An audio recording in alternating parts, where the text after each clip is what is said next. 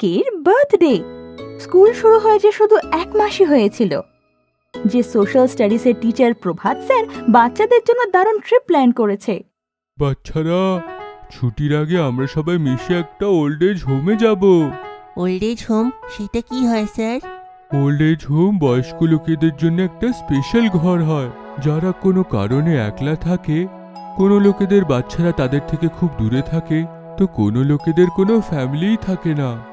Old age হোমে এমন লোকেদের কেয়ারও হয়ে যায়, আর ওনাদের সঙ্গে থাকার জন্য অন্য লোকেদেরও পেয়ে যায়। প্রভাত স্যারের সাথে স্কুল বাসে বসে সব বাচ্চারা সন্ধ্যা বৃদ্ধাশ্রমে যায় আর দেখে যে কত বয়স্ক লোকরা নিজের পরিবার থেকে দূরে থাকে, আর ওদের চোখে চিরজীবনের যেন একাকিত্ব ভরে। গট্টু, চিঙ্কি আর বাকি বাচ্চারা তাদের দিদা, দাদু, ঠাকুরদা, ঠাকুমাকে নিজেদের পরিবারের সাথে থাকতে দেখেছে, কিন্তু আজ জানতে পারল যে এত বয়স্ক লোকরা ওল্ড এজ হোমেও থাকে। প্রভাত স্যার আর ওল্ড এজ হোমের ম্যানেজার বাচ্চাদের বয়স্কদের সাথে কথা বলায়। ছোট বাচ্চাদের সেখানে দেখে আর ওদের সাথে কথা বলে বয়স্ক লোকদের মুখে হাসি ফুটে আসে। বিকেলবেলায় গট্টু, চিঙ্কি নিজের ঘরে ফিরে এসে মাকে ওল্ড এজ হোমের ব্যাপারে সব বলে, আর গট্টুর কিছু মনে পড়ে। আরে চিঙ্কি, 2 দিন পরে তো তোমার বার্থডে আসছে। আরে হ্যাঁ, চিঙ্কির বার্থডে তো 2 দিন পরেই আছে। ওর বার্থডে পার্টি একদম দারুণ করা হবে। মা, ওল্ড এজ হোমে থাকা সেই বয়স্ক লোকরাও তাদের পরিবারের বার্থডে পার্টি মিস করে না? চলো না, এইবারের বার্থডে পার্টি ওনাদের সাথেই পালন করি।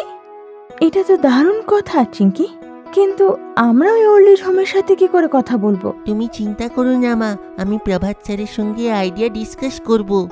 পরের দিন গট্টু প্রভাত স্যারকে চিঙ্কির বার্থডে প্ল্যানের কথা বলে, আর প্রভাত স্যারও চিঙ্কির আইডিয়া শুনে খুব খুশি হয়। আরে, এটা তো খুব ভালো আইডিয়া গট্টু। আমি এক্ষুনি ওল্ড এজ হোমের ম্যানেজারের সঙ্গে কথা বলছি। গট্টু নিজের আর চিঙ্কির বন্ধুদেরও এই ব্যাপারে জানায় যে চিঙ্কির বার্থডে পার্টি এবার আলাদা ধরনের হতে চলেছে, আর সবাইকে বিকেলবেলা 5টার সময় নিজের ঘরে ইনভাইট করে। আর শেষমেশ চিঙ্কির সেই বার্থডে এসেই যায়।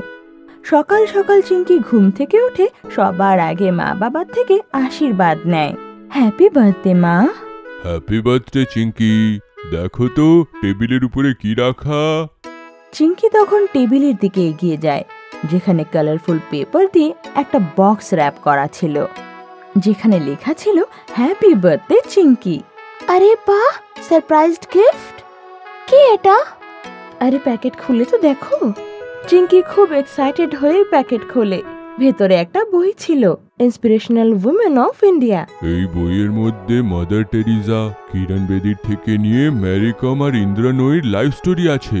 তোমার মধ্যেও আমি সেই স্পার্ক দেখতে পাই যে তুমি দেশ আর সমাজের জন্য কিছু একটা ভালো করবে। থ্যাংক ইউ পাপা, এই বার্থডে গিফটটা আমার খুব ভালো লেগেছে। কিছুক্ষণ পর গট্টু, চিঙ্কি, মা, বাবা পাশেরই একটা মন্দিরে যায়। সবাই মিলে পুজো করে আর পুরোহিত মশাই সবাইকে প্রসাদ দেয়। তখনই প্রভাত স্যারের কল আসে। গট্টু ওনার সাথে কথা বলে মা, বাবা আর চিঙ্কিকে জানায়। প্রভাত স্যার এক্ষুনি ইনফর্ম করলো ওল্ড এজ হোমের লোকেরা চিঙ্কির বার্থডে সেখানে অ্যারেঞ্জ করার জন্য রাজি হয়ে গেছে। আরে বাহ, তাহলে তো চিঙ্কির বার্থডে পার্টি খুবই ভালো হবে আজকে। চিঙ্কি আর মা এই কথা শুনে খুব খুশি হয়, আর ফেরত আসার সময় বিকেলবেলার বার্থডে পার্টির জন্য কেক, ফ্লাওয়ার্স, বেলুনস আর অনেক জিনিস কিনে নেয়। বিকেল 5টার সময় প্রভাত স্যার আর গট্টু, চিঙ্কির আরো 4-5টা বন্ধু ওদের ঘরে চলে আসে। সবাই ওকে উইশ করে। তারপর বাবা আর প্রভাত স্যারের কারে বসে সন্ধ্যা বৃদ্ধাশ্রমে পৌঁছে যায়। ওল্ড এজ হোমের ম্যানেজার আগের থেকেই সবাইকে চিঙ্কির বার্থডে পার্টি সম্পর্কে বলে দিয়েছিল, আর সব বয়স্করা হলে জমা হয়ে গিয়েছিল। Happy birthday Chinki. আমাকে যখন প্রভাত স্যার তোমার আইডিয়ার ব্যাপারে বললো তো আমার খুব ভালো লাগলো। দেখো, তোমার বার্থডে সেলিব্রেট করার জন্যে এইখানে কত লোকেরা এসেছে। চিঙ্কি দেখে যে ওই সব বয়স্করা আজ খুব খুশি ছিল। এমন মনে হচ্ছিল যেন ওরা অনেক বছর পর কোনো বাচ্চার বার্থডে পার্টিতে জয়েন করেছে। এরই মধ্যে মা টেবিলে কেক আর ক্যান্ডেল সাজিয়ে দেয়। ওদিকে গট্টু আর গট্টুর বন্ধুরা হলকে বেলুন আর ফ্লাওয়ার্স দিয়ে সাজিয়ে দেয়। তারপর চিঙ্কি কেক কাটে আর সবাই খুব আনন্দে ওকে বার্থডে উইশ করে।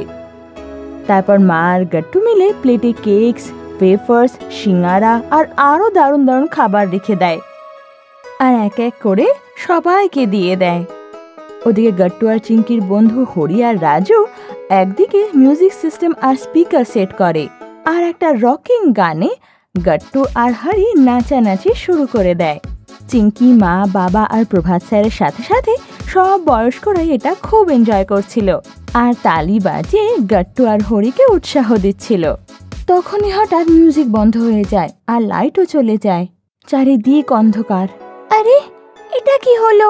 ও গড, এই পাওয়ার কাটটাও এখনই হওয়ার ছিল। আজকাল এই এরিয়াতে খুবই পাওয়ার কাট হচ্ছে। কারেন্ট গেলে 1-2 ঘন্টা পরেই আসে। ও নো, পার্টির মজাটাই তো গেল। আর তখন একটা বয়স্ক লোক বলে, আরে চিঙ্কির বার্থডে পার্টি এমন কি করে খারাপ হবে?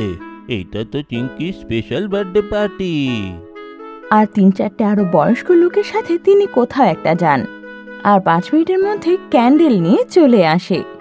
আর আস্তে আস্তে পুরো ঘরের চারিদিকে অনেক ক্যান্ডেলস লেগে যায় আর সেই আলোতেই পুরো ঘর ঝকমক করে ওঠে। তখন অন্য একটা দাদু শাম্মী কাপুরের পুরনো গান গাইতে লাগে আর বাকিরা তালির সাথে সেই গানের বিট দিতে লাগে আর সবাই আবার আগের মতো আনন্দ করতে লাগে। অন্য একটা দাদু খুব দারুণ একটা কৃষ্ণ ভজন গায়, আবার অন্য একটা দাদু বাঁশি বাজায়। আর সেই সঙ্গীত সন্ধ্যায় সবার দারুণ মজা লাগছিল। আর কিছুক্ষণ পর যখন লাইটস আসে, সবাই মিলে চিঙ্কিকে খুব আশীর্বাদ করে। মা, অনেক বছর পর এমন মনে হলো যেন আমরা আমাদের ফ্যামিলির বার্থডে পার্টিতে এনজয় করছি।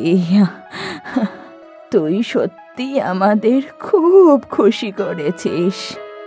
হ্যাঁ মা চিঙ্কি, ভগবান যেন তোর সব ইচ্ছে পূরণ করে। তোমাদের মতো বাচ্চারাই তো বড় হয়ে আমাদের সমাজের জন্য ভালো ভালো কাজ করে।